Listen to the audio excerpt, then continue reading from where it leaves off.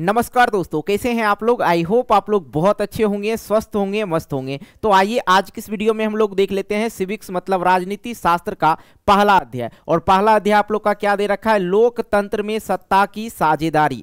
एकदम जबरदस्त तरीका, जिस भाषा में आप लोग बात करते हो ना, घर के भाषा में, उस तरह से ये पूरे अध्याय को समझा देंगे, कहीं कोई दिक्कत नहीं होगा। ठीक है, ये जो आप लोग देख रहे हैं, ये वीडियो जो देख रहे हैं, पहला अध्याय जो है लोकतंत्र में सत्ता की साझेदारी, ये इसका पार्ट 1 है। ये 2 पार्ट में, ये वीडियो जो होगा 2 पार्ट में होगा, मतलब ये अध्याय आप लोग का 2 वीडियो में आप लोग का समाप्त हो जाएगा। एकदम जबरदस्त तरीका से समझ में आ जाएगा, और समझ में आ जाएगा तब आप लोग जो है कमेंट वगैरह कर देना, शेयर भी कर देना। ओके, लेकिन भैया 100% आप लोग को समझ में आ जाएगा, क्योंकि बहुत ही आसान अध्याय है।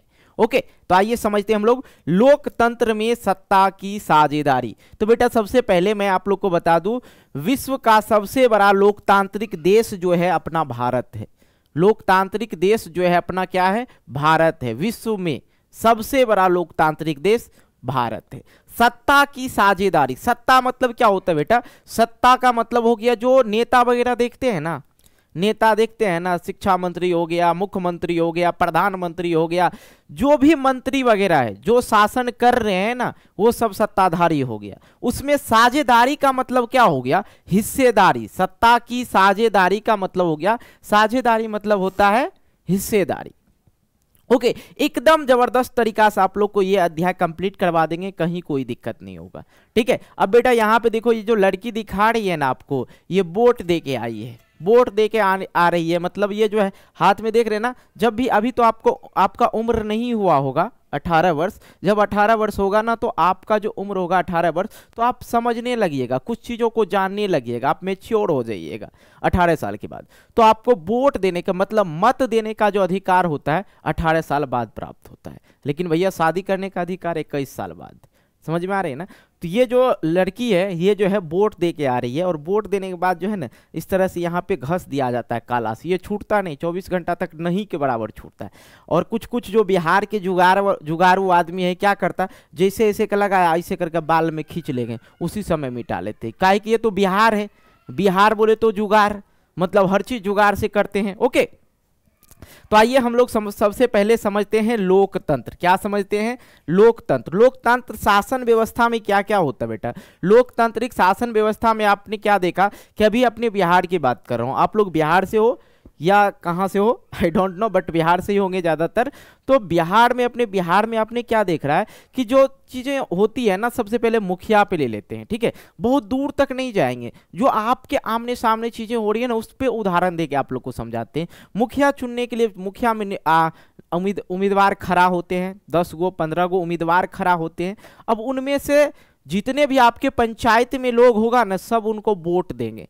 तो कोई किसी और को देता है, जो जिसको इच्छा होता है ना, जिनको देने का, जो जिनके नज़र में अच्छा होता है, उन व्यक्ति को क्या देते हैं, वोट देते हैं।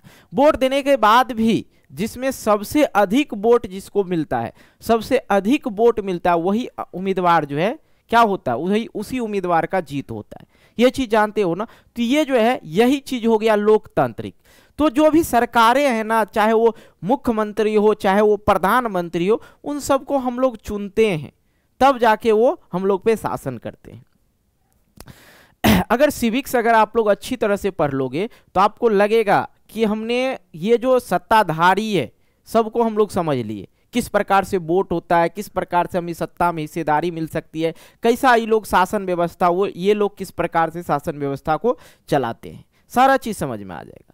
तो सरकार को हम बनाते हैं ना, कि सरकार हमें बनाती है। एक बात हमेशा याद रखना, आम पब्लिक जो होता है ना, जिस प्रकार से जैसे आप हो गए, हम हो गए, और भी व्यक्ति है जो आम पब्लिक है, ठीक है, जो गवर्नमेंट के अंदर काम नहीं कर रहे, वो आम आदमी है। ठीक है, और आम आदमी जो होता है ना, वो सबसे बड़ा होता है। हम लोग सरकार को बनाते हैं, सरकार हम लोग को नहीं बनाते। हम लोग के पैसे से, हम लोग के टैक्स के वजह से सरकार जीते हैं, ना कि उनके पैसे से हम लोग जीते हैं। बहुत सारी चीजें हैं जीवन यापन में जो है, आप लोग को ये सब चीजें बहुत चीज काम देगी। कहीं पे भी जाओ, कहीं पे अगर सरकारी कर्मचारी आपको कुछ बोल रहा है, सीधे बात है कि वो हमारा नौकर है, हम उनका नौकर नहीं है, जो हम पे दबाव डाल के बोल दे कुछ भी। आप जानोगे तभी तो, आपका अधिकार क्या है आप खुद नहीं जान रहे हो, तो फिर तो आप पे चिल्लाएगा ही चिल्लाएगा। बहुत जगह देखते हैं ना कि पुलिस वगैरह उल्टा पुल्टा बोल देता है, लेकिन उनका अधिकार नहीं होता है किसी को उल्टा पुल्टा बोलने का। यहां तक कि महज देखा जाता है कि गाली गलौज भी कर देता है, आम पब्लिक को गाली गलौज कर दिया जाता है। ये चीज मैंने देखा है, लेकिन उनका अधिकार नहीं होता है, उनका अधिकार नहीं होता है कि हम लोग को कोई गाली दे दे। आम आदमी को वो गाली जो दे देता है वो गलत बात है, वो गाली नहीं दे सकता है, क्योंकि वो हमारा नौकर है। जो भी पुलिस में है वो हम लोग का नौकर है, ना कि हमारा मालिक है जो उनकी बात को हम करें। हाँ, लेकिन कानून एक व्यवस्था होती है, उस चीज को भी हम लोग को मानना पड़ेगा। अगर आप गलत हैं तो फिर तो भैया दंड के भागी बनेंगे ही बनेंगे, लेकिन आप अगर गलत नहीं कर रहे हैं, अगर आपके साथ गलत कर रहे हैं, तो फिर तो आपको अपना अधिकार बताना चाहिए। अधिकार तब पता चलेगा जब जानोगे तभी। ओके, यही सब चीजों के बारे में हम लोग चर्चा करने वाले हैं इस अध्याय में, इसलिए इस अध्याय को जो है ना पूरा गौर से ध्यान से देखना है, मजा आ जाएगा समझने में। आइए, लोकतंत्र में क्या होता है? जनता के लिए, जनता के द्वारा शासित शासन को क्या कहते हैं? लोकतांत्रिक शासन कहते हैं। जनता जो है, पूरे जनता, सरकार किसका है? जनता का है। जनता के लिए वो जो काम करेगा, सरकार किसके लिए काम करता है? सरकार जो है किसके लिए काम करेगा? जनता के लिए काम करेगा, और जनता के द्वारा ही चुना जाता है। बात समझ में आया? और ये जनता का, जनता के लिए, जनता के द्वारा शासित शासन, ये जो शब्द है जनता का, जनता के लिए, जनता के द्वारा, ये शब्द किसने बोला था? बेटा याद रखना, अब्राहम लिंकन ने बोला था। कौन बोला था? अब्राहम लिंकन ने बोला था। लोकतंत्र पढ़ रहे हैं हम लोग एक दूसरी भाषा में। पहला तो अगर पूछे कि लोकतंत्र किसको कहना है, कि जनता का, जनता के लिए, जनता के द्वारा शासित शासन को लोकतंत्र कहते हैं। अगर ये याद नहीं रहे तो ये याद रखना, एक ऐसी शासन प्रणाली जिसके अंतर्गत जनता अपनी स्वेच्छा से निर्वाचन में आए हुए किसी भी उम्मीदवार को मत देकर अपना प्रतिनिधि चुन सकती है, ये लोकतंत्र हो गया। अगर ये भी नहीं जान रहे तो यहां पे समझिए कि लोकतंत्र जो है दो शब्द से मिलकर बना है। लोक का मतलब क्या हो गया? लोक का मतलब हो गया लोग, जिसको बोलते हैं लोक का मतलब हो गया जनता, और तंत्र का मतलब होता है शासन। क्या होता है? शासन। तो जनता का शासन को ही क्या कहते हैं? लोकतंत्र कहते हैं। लोकतंत्र का सबसे अच्छा शासन व्यवस्था माना जाता है, लोकतंत्र को जो है सबसे अच्छा शासन व्यवस्था माना जाता है। भारत में लोकतांत्रिक शासन है। भारत में क्या है? लोकतांत्रिक शासन है। लोकतांत्रिक शासन व्यवस्था के अनुसार अगर देखा जाए तो भारत के अंतर्गत कोई भी व्यक्ति भूखा नहीं सो सकता है। अपने शासन में यह बताया जा रहा है, लोकतांत्रिक शासन व्यवस्था एक ऐसी शासन व्यवस्था है यहाँ पे कोई भी नागरिक भूखा नहीं सो सकता है। कानून बनी हुई है, लेकिन कानून अगर आप जानेंगे तभी तो। हालांकि आपने गांव ग्राम से अगर इस वीडियो को देख रहे होंगे तो आपको पता होगा सरकार के द्वारा जो है राशन वगैरह भी दिया जाता है गांव के, जिसकी गरीबी रेखा से नीचे जो रहता है। एपीएल बीपीएल के बारे में हम लोग आगे चर्चा करेंगे, लेकिन आप लोग देखे होंगे। आइए, तो लोकतंत्र सबसे पहले तो आप लोग समझ गए। बेटा ये नेता वगैरह से ना हमेशा बच के रहना, सिविक्स पढ़ रहे हो ना, नेता वगैरह से हमेशा बच के रहना। ये कार्टून के माध्यम से हम आपको समझाना चाहते हैं, ये नेताजी हैं। ये कौन है? नेताजी हैं। और जब वोट मांगने आते हैं नेताजी तो जनता जो है उनके लिए भगवान हो जाते हैं, और बोलते भी है जनता हमारे लिए भगवान है। तो यहाँ जो है कार्टून के माध्यम से अगर समझेंगे तो ये जो है नेताजी हैं, और नेताजी कहते हैं एक मजदूर आदमी को, तुझ में रब दिखता है, तुझ में रब दिखता है, कह रहा है ना। तो उनकी वाइफ उधर से कहती है लगता है चुनाव आ गया, क्योंकि आज तक तो आपको कोई रब नहीं बोला है। ठीक है, ये चीजें होती है। अब देखो यहाँ पे जब जनता से वो वोट लेके जीत जाते हैं, अक्सर ये चीजें देखने को मिलता है। जब जनता से वोट लेके वो प्रतिनिधि बन जाते हैं, चाहे मुखिया हो या आपके मुख्यमंत्री हो या विधायिका हो, सबका वही कहानी है कि अब वोट नहीं बटुआ चाहिए, अब वोट नहीं बटुआ चाहिए। ये चीजें होती रहती है। हालांकि मैं आप लोग को ये कार्टून के माध्यम से ये अभी जो वर्तमान में जो दुनिया चल रही है ना, उसी को समझाने की कोशिश किया। ओके, आ जाओ आगे, हम आपको समझाते हैं लोकतंत्र के प्रकार। लोकतंत्र के जो प्रकार हैं उसके बारे में चर्चा कर लेते हैं। ठीक है, लोकतंत्र के दो प्रकार होते हैं, एक होता है प्रत्यक्ष लोकतंत्र और दूसरा होता है अप्रत्यक्ष लोकतंत्र। हिंदी में तो आप लोग नहीं समझेंगे, इसलिए मैंने पहले ही सोच लिया इसमें इंग्लिश लिख देता हूं। प्रत्यक्ष मतलब डायरेक्ट, ठीक है, डायरेक्ट, और अप्रत्यक्ष का मतलब क्या हो गया, इनडायरेक्ट, ठीक है। तो ये जो प्रत्यक्ष होता है डायरेक्ट स्विट्जरलैंड में होता है, प्रतिनिधि वगैरह जो कहां होता है डायरेक्ट, डायरेक्ट वहां पे प्रतिनिधि बन जाता है, जिसके पास ज्यादा पैसा रहेगा, संपत्ति रहेगा, वही प्रतिनिधि बन जाते हैं, ठीक है। लेकिन यहां पे अप्रत्यक्ष रूप से क्या होता है, जनता फिर प्रतिनिधि को चुनता है, पहले जनता जो है प्रतिनिधि को चुनता है, उसके बाद क्या बनता है, सरकार बनता है, क्या बनता है, सरकार बनता है।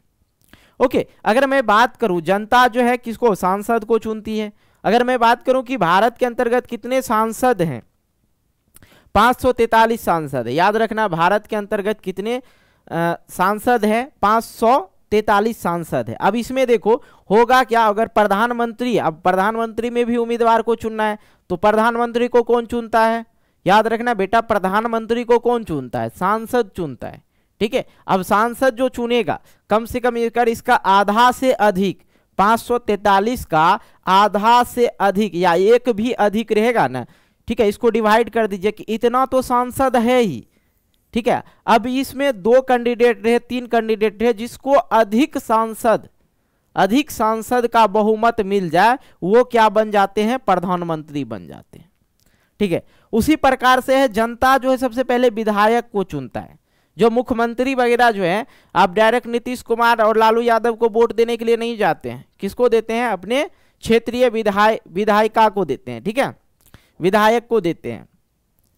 तो बिहार की अगर मैं बात करूं, बिहार में कितने विधायक है भैया, तो याद रखना 243 विधायक है। अब इसमें से आप लोग को सेम वही कंडीशन है, यहाँ पे ABC उम्मीदवार है खड़ा, तो सबसे ज्यादा जो सबसे अधिक जिसमें विधायक जाएगा वो उम्मीदवार क्या बन जाएगा, जिसको ज्यादा विधायक चुन लिया। मान लिया जाए यहाँ पे ABC कैंडिडेट है और सबसे ज्यादा A को चुन लिया, तो A जो है क्या बन जाएंगे, मुख्यमंत्री बन जाएंगे। तो ये सब उनको वोट देते हैं। हम लोग किसको वोट देते हैं, हम लोग सांसद को वोट देते हैं, सांसद बनाते हैं, हम लोग विधायक बनाते हैं, ठीक है। और विधायक जो है मुख्यमंत्री को बनाता है, सांसद जो है प्रधानमंत्री को बनाता है। तो भारत के अंदर क्या है, लोकतंत्र है, और लोकतंत्र 2 प्रकार के होते हैं, एक डायरेक्ट और इनडायरेक्ट। तो यहाँ पे जो स्विट्जरलैंड है, स्विट्जरलैंड में क्या होता है, इनडायरेक्ट होता है, सॉरी डायरेक्ट होता है। लेकिन यहाँ पे जो है अप्रत्यक्ष, इनडायरेक्ट, मतलब जनता प्रतिनिधि चुनता है और प्रतिनिधि किसको चुनता है, सरकार को चुनता है। आई होप ये क्लियर हो गया।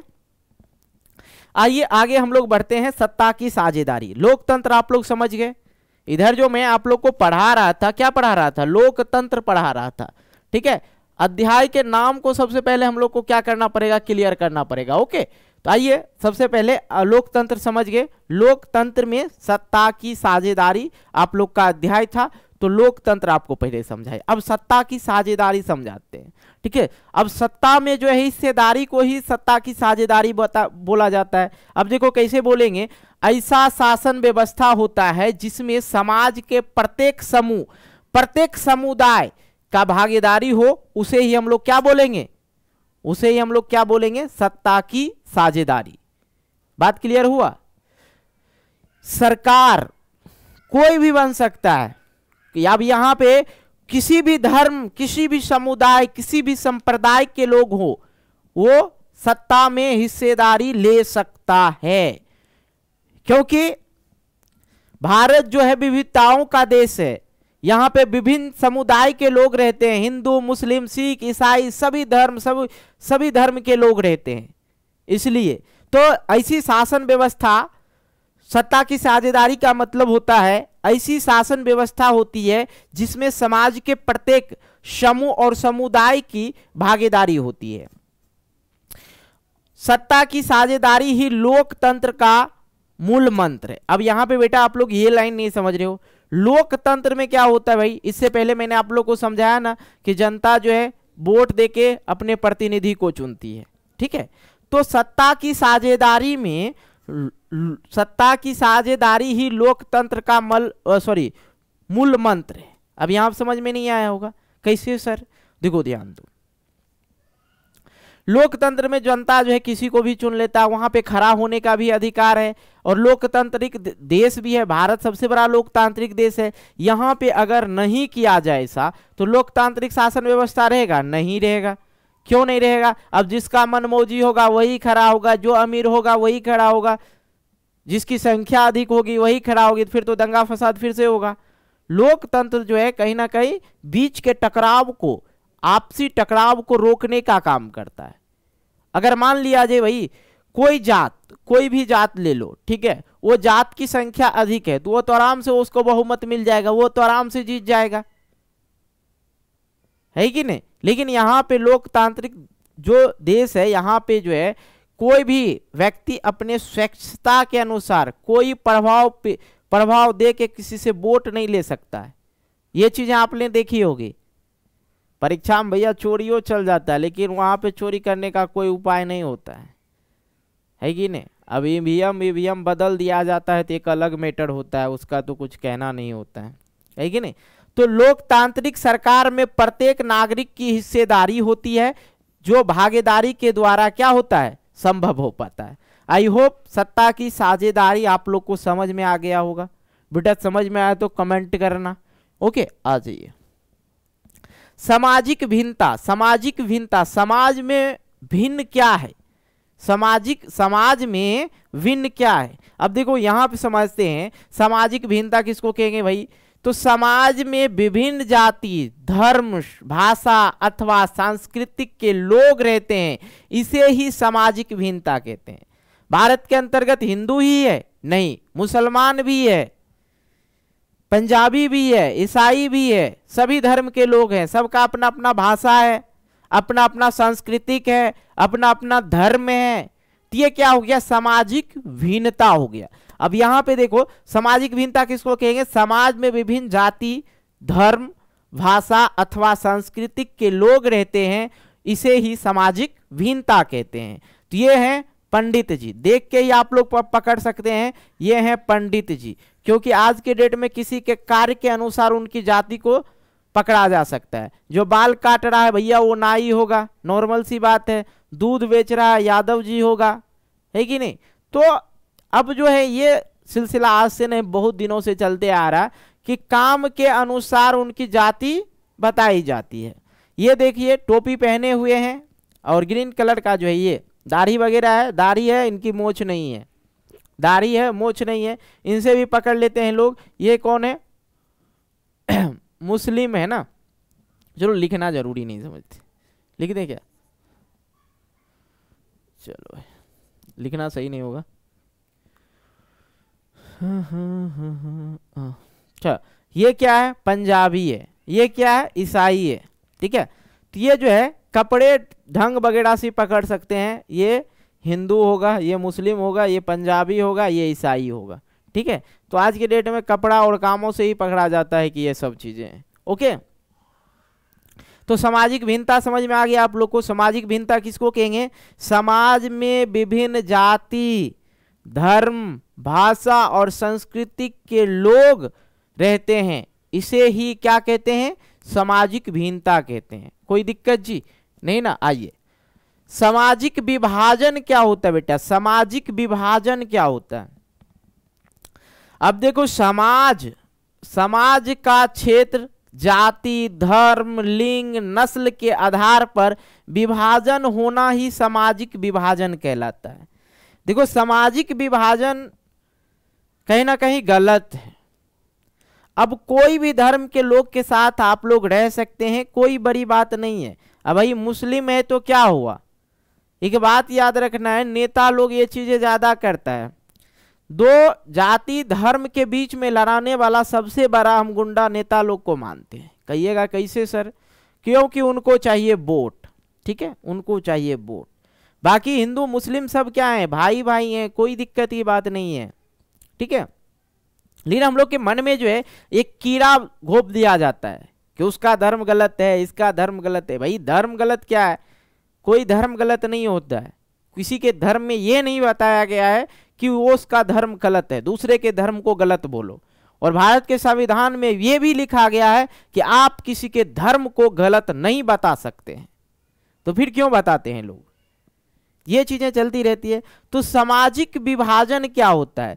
कि सामाजिक विभाजन मतलब जाति, धर्म, नस्ल, लिंग के अनुसार से आधार पर विभाजन होना, उसे ही क्या कहते हैं हम लोग? सामाजिक विभाजन कहते हैं।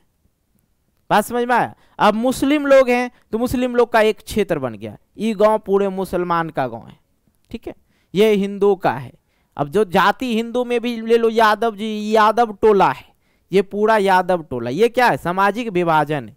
कहीं ना कहीं ये क्या होता है? दिक्कत होती है। सामाजिक विभाजन जो है एक दिन अलगाबाद का उदाहरण बन जाएगा। सामाजिक विभाजन नहीं होनी चाहिए, ठीक है। तो सामाजिक विभाजन आप लोग समझे कि समाज का क्षेत्र, जाति, धर्म, लिंग, नस्ल के आधार पर विभाजन होना ही सामाजिक विभाजन कहलाता है। सामाजिक विभाजन का आधार क्या है? सामाजिक विभाजन का आधार क्या है? भाषा, क्षेत्र, जाति, धर्म, लिंग, सांस्कृतिक, नस्ल, ठीक है। सामाजिक विभाजन का आधार क्या है? जो बंगला बोलने वाला है भैया बंगाल में बस जाओ, हिंदी बोलने वाला है बिहार में बस जाओ, तमिल बोलने वाला का एक अलग क्षेत्र हो जाता है, उसमें बिहारी जाएगा तो उनको समझ में नहीं आएगा, उससे कोई मतलब नहीं होता है, ठीक है। ये सब चीज़ें अफवाह है। बात समझ में आ रहा है? तो सबसे पहले आप लोगों को क्या जानना है? सामाजिक विभाजन का आधार अगर पूछे तो भाषा, क्षेत्र, धर्म, जाति, लिंग, सांस्कृतिक, नस्ल के आधार पर सामाजिक विभाजन का आधार यही सब है और कुछ नहीं। अब आते हैं हम लोग थोड़ा सा आप लोग को नस्ल और रंग, रंग से क्या होता है ये चीज़ समझ लो। अब यहाँ पे जो आप लोग को मैंने बताया, नस्ल नहीं बताया, हाँ नस्ल बताए हैं, रंग नहीं बताए ना। चलो रंग के अनुसार अमेरिका में क्या हुआ था? काला गोरा का ये चीज वहां रंग भेद हो रहा था अमेरिका में। वहां पे अमेरिका में क्या हो रहा था? काला गोरा का रंग भेद हो रहा था। ओके, अब भाई बात करते हो महात्मा गांधी की बात करते हैं। महात्मा गांधी जो थे अपने देश से पहले किसी और देश को आज़ादी दिलाने गए थे, वो था दक्षिण अफ्रीका। वहां पे भी यही चीज चल रहा था, नस्ल भेद चल रहा था। तो अमेरिका में क्या होता है? रंग भेद हो रहा है। काला गोरा का क्या हो रहा था? रंग भेद, काला गोरा का रंग भेद चल रहा था। बेल्जियम में क्या हुआ था? बेल्जियम में किस बात के लिए लड़ाई हुआ था? भाषा के लिए। वहां पे डच बोलने वाले थे, फ्रेंच बोलने वाले थे, जर्मन बोलने वाले लोग थे। तो जिसकी संख्या अधिक थी वो कह रहा था जिसकी संख्या अधिक थी उनका ही चलना चाहिए, उनका ही वर्चस्व होना चाहिए, ठीक है। यही वजह से वहां पे चल रहा था। जो डच बोलने वाला था उनकी संख्या ज़्यादा था, फ्रेंच बोलने वाले की संख्या कम थी, ये चीज़ें चल रही थी। तो वहाँ पे भाषा की वजह से विवाद हुआ कि भाई फ्रेंच भाषा या डच भाषा जो है उनको वो कह रहे थे कि भाई राष्ट्रभाषा घोषित कर दो, जो कि संभव ही नहीं था। अब भारत में अगर भारत का राष्ट्रीय भाषा अगर हिंदी घोषित कर दिया जाए तो कहाँ तक सही होगा? कुछ लोग कहेंगे कि भाई सही है कर दिया जाए, लेकिन कहाँ तक सही है? अरे भाई बिहार से बाहर निकलो, बिहार और यूपी से अगर बाहर निकलते हो तो सब जगह देखा जाए तो सबका अलग अलग भाषा है, सबका अलग अलग भाषा है। हरियाणा चल जाओ, हरियाणा में हरियाणवी भाषा बोला जाता है, ठीक है। पंजाब चल जाओ, पंजाबी बोला जाएगा। केरल चल जाओ, केरल का भाषा बोला जाता है। हैदराबाद चल जाओ, तेलुगु तमिल वगैरह बोला जाता है वहाँ पे। तो हर जगह अपना अपना भाषा है, तो सब भाषा को राष्ट्रभाषा घोषित करना पड़ेगा ना। भारत के अंतर्गत 43%, ठीक है, सॉरी 45% ना, भारत में जो है 45% जो है हिंदी बोला जाता है, हिंदी बोला जाता है। इसलिए साथ में एक भाषा को रखा गया है इंग्लिश, ठीक है, एक भाषा को रखा गया इंग्लिश, ठीक है। इंग्लिश नहीं बदलता है, इंग्लिश कोई भी भाषा हम कन्वर्ट नहीं करना इंग्लिश को।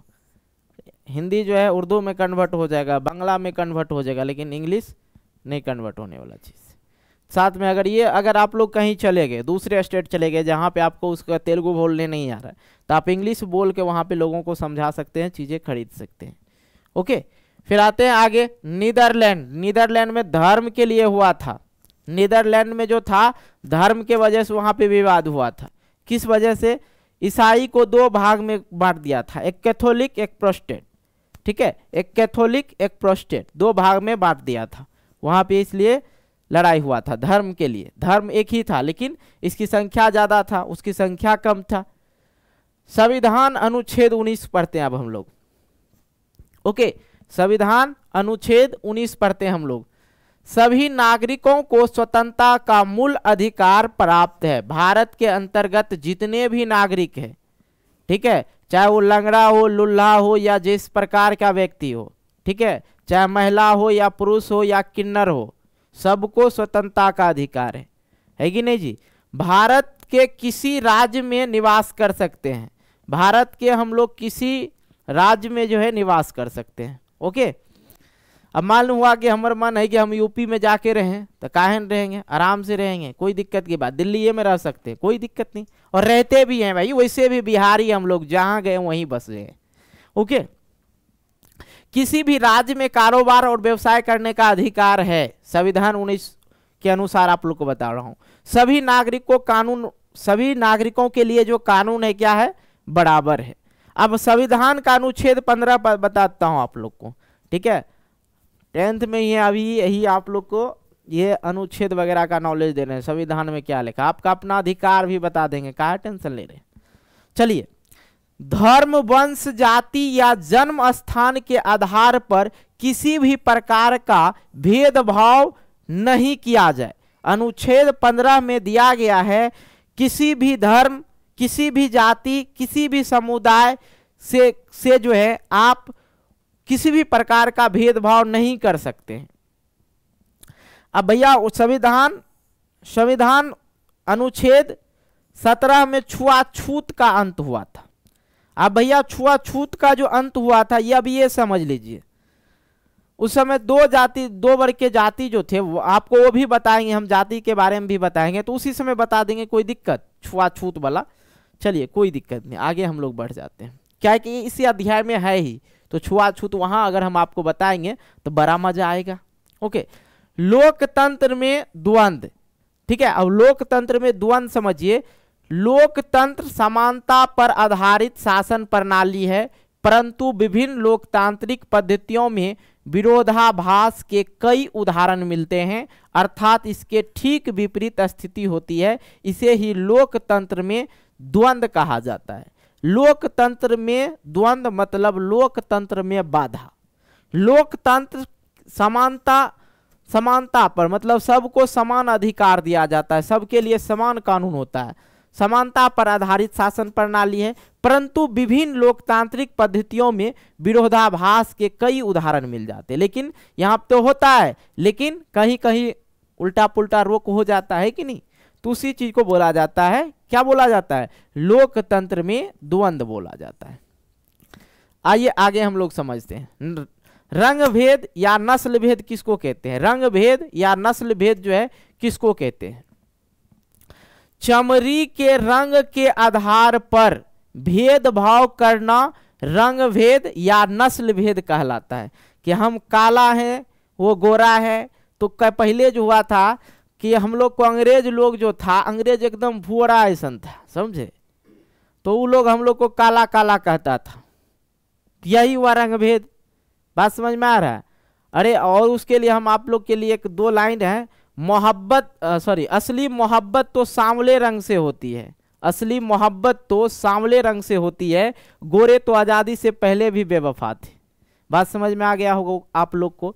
तो ये जो पार्ट 1 था आप लोग को यहीं तक हम आप लोग को बताएंगे, और छुआछूत वाला कहानी जो है आप लोग को पार्ट 2 में देखने को मिलेगा। ओके, कोई दिक्कत जी नहीं ना। हाँ, वीडियो अच्छी लगी तो वीडियो को लाइक करना है, दोस्तों के साथ शेयर कीजिए, पहुंचाइए, ठीक।